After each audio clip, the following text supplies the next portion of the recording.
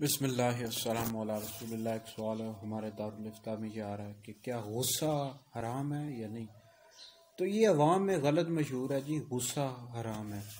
لیکن یہ ایک غیر اختیاری امر ہے، بندے کو بعض اوقات غصہ آ جاتا ہے، یہ انسان کے اختیار میں تو نہیں ہے۔ اور بعض اوقات غصہ کرنا ضروری بھی ہوتا ہے، جیسے کہ جہاد کے وقت اگر بندہ غصہ نہیں کرے گا تو اللہ کے دشمنوں سے کس طرح لڑائی کرے گا۔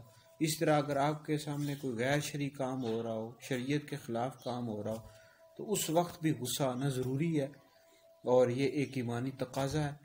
اور ہاں، البتہ آپ کی ذات کے حوالے سے کوئی آپ کے ساتھ غیر مناسب رویہ اختیار کر رہا ہو یا آپ کو تکلیف پہنچا رہا ہو، تو اس وقت آپ غصے کو پی جائیں، اس کو معاف کر دیں۔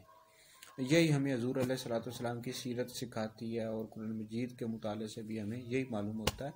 لیکن بعض اوقات غصہ کرنا ضروری بھی ہوتا ہے، تو لہٰذا یہ عوام میں غلط مشہور ہے کہ غصہ حرام ہے۔ غصہ حرام نہیں ہے، ہاں البتہ اس کا استعمال کرنا، بے جا استعمال کرنا، یہ درست نہیں ہے۔ بہرحال غصہ حرام نہیں ہے۔